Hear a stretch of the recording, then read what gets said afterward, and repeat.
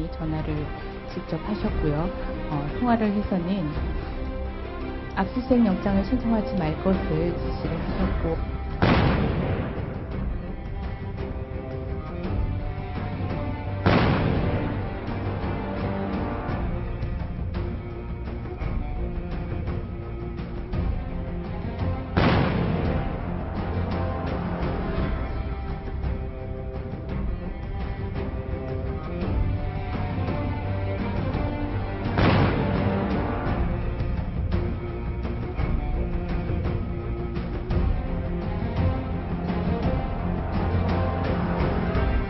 이번 권은희 전 수석과장 공천을 진실 공천이라 말할 수 있는 이유입니다.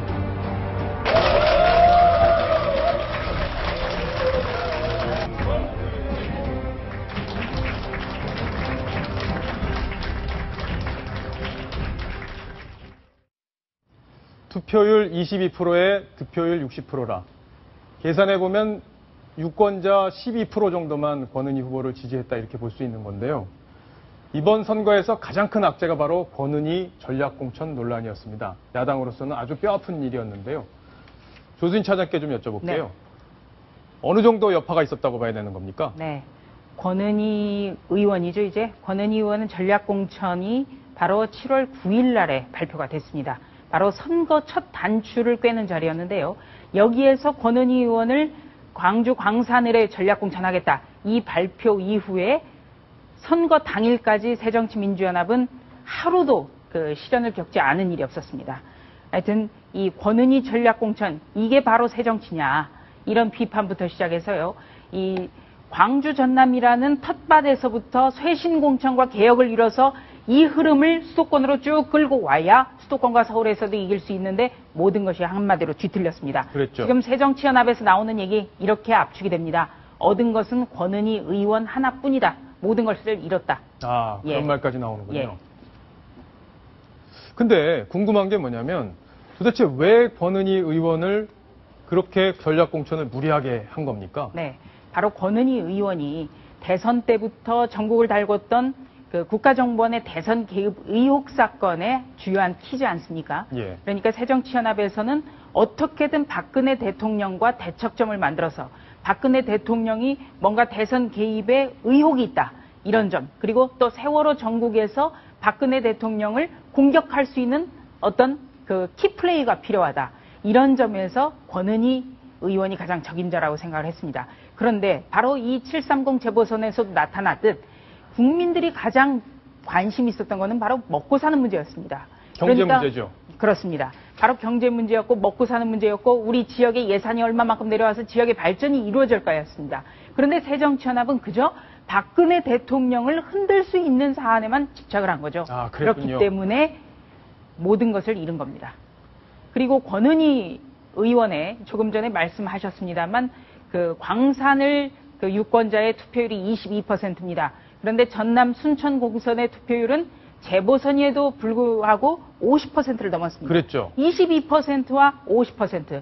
이 표 차이가 말해주는 것 굉장히 상징적이라고 저는 봅니다. 근데 광주에서 왜 그렇게 투표율이 낮았던 겁니까? 네, 광주에서는 일단 경쟁력이 있는 무소속 후보라든지 또 제3의 군소 야당 후보가 없었습니다. 그렇기 때문에 아예 투표를 하지 않겠다. 이런 마음이 작용을 한 거죠. 예, 권은희 후보에 대한 실망감도 영향을 줬다. 뭐 이런 얘기들도 있었는데 어떻게 네. 보십니까? 저는 어제 권은희 의원이 당선이 확정된 직후에 발표했던 당선 소감문이 굉장히 각인이 됩니다. 연이은 공천 문제로 당원들과 광주 시민들의 마음의 문을 굳게 닫고 있었다. 다른 지역에 비해 투표율이 낮은 이유는 주권자인 광산구민의 마음을 제대로 담아내지 못한 데 있다. 본인 스스로도 기뻐할 수 없는 이런 이색적인 당선 소감문을 낸 겁니다. 그러면은 시청자 여러분의 이해를 돕기 위해서 제가 이정현 의원의 당선 소감문 좀 읽어드릴까요? 순천 곡성을 위해 뼈가 으스러지도록 죽도록 일하겠다. 보은이라는 글자를 가슴에 새기고 유권자를 하늘처럼 받들고 은혜를 갚겠다. 이게 얼마나 대조를 이룹니까? 예, 바로 당선자 본인도 당당하지 못하기 때문에 마음의 문을 굳게 닫고 있더라. 이런 당선 소감문을 낸 거 아닌가 이렇게 생각됩니다. 근데 지금 시민단체에서 권은희 의원을 예전에 그 국정원 축소 수사 지시 의혹을 네. 제기한 부분에 대해서 위증 혐의로 지금 고발을 해서 검찰이 뭐 소환 조사를 한다 이런 보도가 석간신문에 나왔던데. 네, 그렇습니다. 이 지난주에 시민단체가 권은희 의원을 바로 모해 위증 혐의로 고발을 했습니다.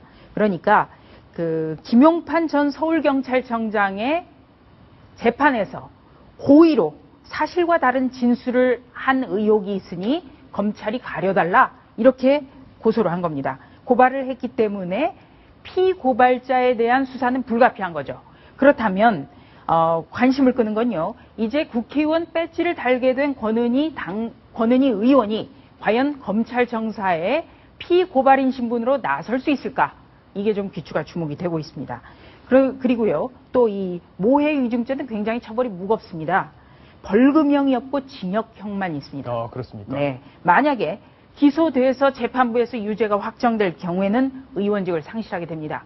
권은희 의원이 2012년 대선 때 국가정보원에 어떤 그 개입이 있었고 또 여기에 대해서 경찰의 수뇌부가 의도적으로 수사를 축소해라, 은폐해라 이런 지시를 했다.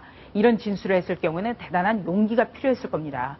그러나 이 점이 재판부에서 받아들여지지 않았기 때문에 이제 권 의원은 이번 고발 사건에 대해서 피고발인 신분으로 소환이 되면 성실하게 다시 한번 답변을 해서 본인이 그렇게 얘기하던 정의를 가릴 때가 됐습니다.